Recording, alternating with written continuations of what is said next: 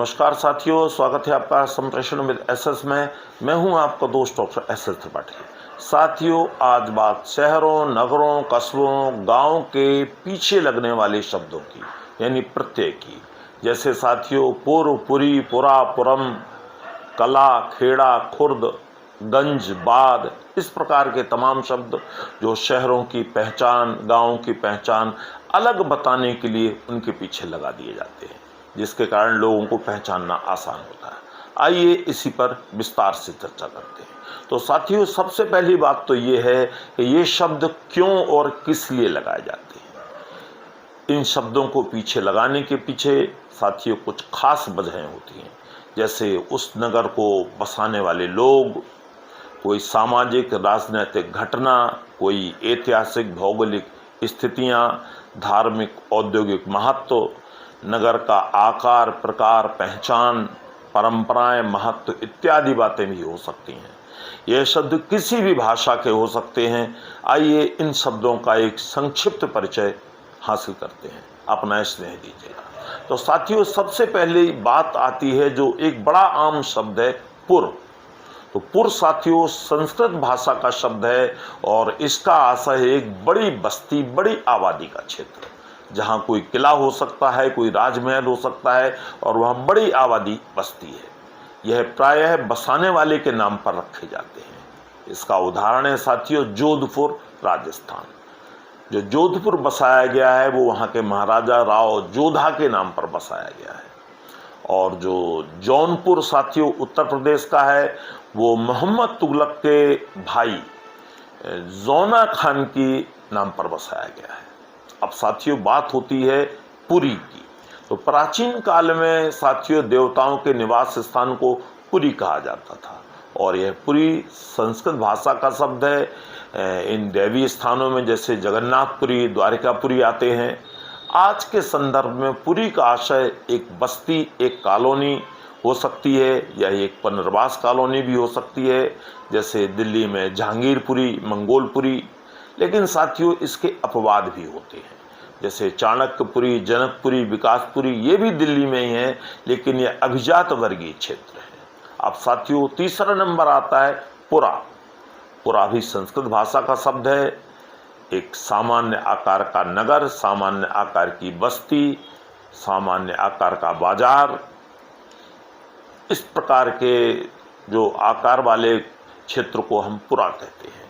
जैसे साथियों रामपुरा, रामपुरा जिला जालौन उत्तर प्रदेश में है और यह चंबल किनारे बसा है। यहाँ 5 नदियों का संगम है, जिनमें यमुना, चंबल, सिंध, पहुज और कुंवारी नदी। और इसी प्रकार साथियों दिल्ली में करमपुरा जो एक बड़ा औद्योगिक क्षेत्र है और प्रीतमपुरा जो एक पाश कॉलोनी है और अच्छा बाजार है वहाँ। अब साथियों चौथा नंबर आता है पुरम का।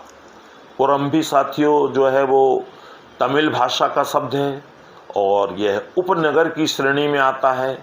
किसी व्यक्ति विशेष के सामाजिक, ऐतिहासिक या धार्मिक योगदान को देखते हुए इसका नामकरण उन्हीं के नाम पर किया जाता है। जैसे साथियों दिल्ली में रामकृष्णपुरम, जिसे हम आर.के. पुरम कहते हैं, केशवपुरम, और लखनऊ में राजाजीपुरम। अब साथियों 5वां नंबर आता है गढ़। गढ़ भी संस्कृत भाषा का शब्द है साथियों। यह एक अच्छी आबादी वाला क्षेत्र होता है। यहाँ किला भी हो सकता है और भी कई चीज़ें हो सकती हैं ऐतिहासिक, जिसका उदाहरण है अलीगढ़।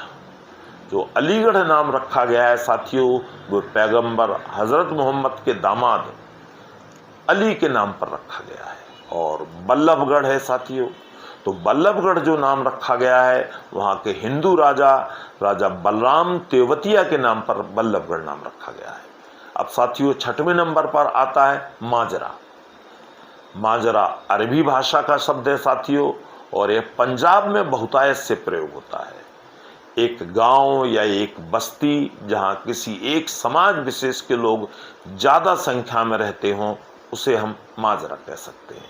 जैसे उदाहरण के लिए साथियों पल्ला माजरा दिल्ली, अहीर माजरा सोनीपत हरियाणा।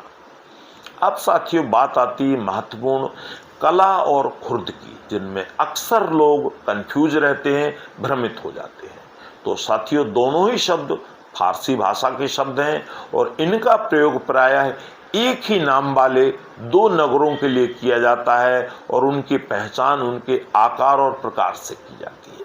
कैसे की जाती है साथियों? की जो कला होता है वो पुराना होता है और बड़ी आबादी वाला जो क्षेत्र होता है उसको कला नाम दिया जाता है, और जो खुर्द होता है साथियों वो कम आबादी वाला या नई बसावट वाला क्षेत्र होता है, उसको खुर्द नाम दिया जाता है। जैसे उदाहरण के लिए दिल्ली में ही लीजिए आप, ऊंट कला, ऊंट खुर्द, या हुलम्बी कला, हुलम्बी खुर्द। और साथियों एक और नाम इसी क्रम में चलता है, बुजुर्ग। कई राज्यों में जो एक बड़ा गांव होता है उसको बुजुर्ग नाम उसके साथ लगा देते हैं। जैसे झांसी जिले में एक स्थान है पहाड़ी बुजुर्ग, तो इसका मतलब वो बड़ा पहाड़ी क्षेत्र है। अब साथियों 8वें नंबर पर बात आती है खेड़ा।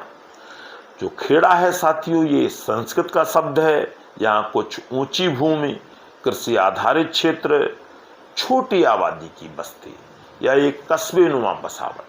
जैसे उदाहरण है साथियों खेड़ा गुजरात का क्षेत्र है जहाँ गांधी जी ने सत्याग्रह किया था, और खेड़ी शब्द भी साथियों कई बार आता है। तो खेड़ी जो है कम आबादी वाला क्षेत्र है। इसी प्रकार साथियों 9वें नंबर पर आता है गंज। गंज जो है फारसी भाषा का शब्द है। प्राचीन समय में यहाँ राजाओं के समय में, शासकों के समय में खजाने, ट्रेजरी वगैरह होती थी। बाद में यहाँ बड़े बड़े बाजार, मंडियाँ आदि ये भी होने लगीं, और ये घनी आबादी के क्षेत्र माने जाते हैं। जैसे साथियों दिल्ली में दरियागंज और लखनऊ में हजरतगंज। अब 10वें नंबर पर साथियों आता है बाद। बाद शब्द जो है फारसी भाषा का शब्द है और आबाद से निकला हुआ है। बड़े बड़े नगर जो प्रायः किसी नदी, जलाशय, झील के किनारे होते हैं, और बाहर से आए शासकों द्वारा इन शहरों का नामकरण किया जाता है उनके नाम में बाद जोड़कर। जैसे साथियों गाजियाबाद। जो गाजियाबाद जो है उत्तर प्रदेश में है और हिंड नदी के किनारे बसा है, और मुगल वजीर गाजीउद्दीन के नाम पर इसका नाम गाजियाबाद पड़ा।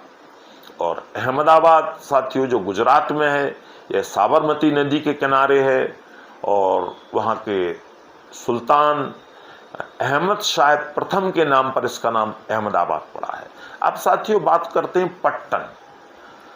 ये तमिल और संस्कृत का मेल का शब्द है, और इसका आशय समुद्र तटीय बंदरगाह क्षेत्रों से है।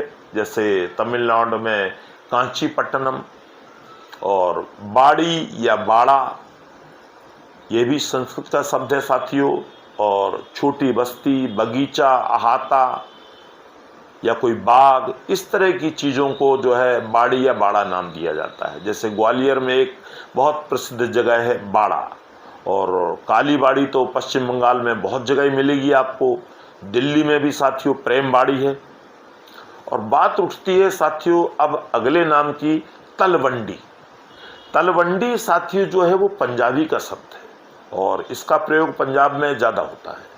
इसका जो है आशय है कि एक ऐसी जमीन जो किसी राजा द्वारा किसी कुल या परिवार को दान में दी गई हो, और वह कुल या परिवार वहीं रहता हो या उनसे संबंधित लोग वहाँ रहते हुए एक छोटी आबादी का क्षेत्र, उसको तलवंडी कहा जाता है। अब साथियों जो अंतिम नाम है वो है पल्लयम। पल्लयम साथियों क्या होता है? संस्कृत भाषा का शब्द है और दक्षिण भारत में बहुत चलन में आता है। यह किसी टीले पर बसी छोटी सी आबादी या कोई सैनिक टुकड़ी यहाँ रहती हो, उसे पल्लयम कहते हैं। और साथियों इसके साथ चलते चलते एक चीज़ और बता दूं कि जब हम गढ़ बता रहे थे तो गढ़ी भी एक जगह होती है। गढ़ी वो होती है जहाँ बहुत छोटी आबादी रहती हो, कम आबादी का क्षेत्र, जैसे अयोध्या में हनुमानगढ़ी। तो साथियों आज के लिए बस इतना ही, जल्दी ही मिलते हैं। नमस्कार।